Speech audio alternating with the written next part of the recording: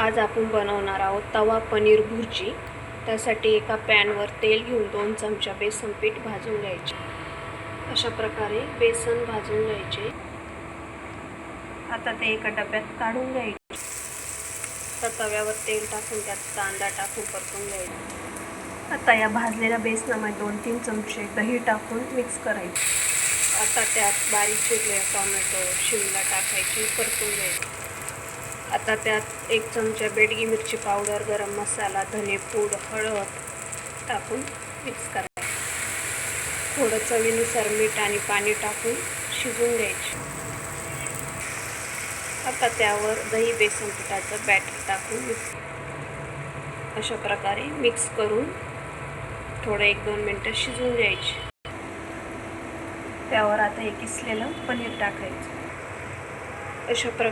अशा प्रकारे पनीर टाकून मिक्स करून घ्यायचं। आता त्यावर चवीनुसार मीठ, कोथिंबीर आणि कस्तुरी मेथी टाकायची। तयार आहे आपली तवा पनीर भुर्जी। नक्की ट्राय करून बघा।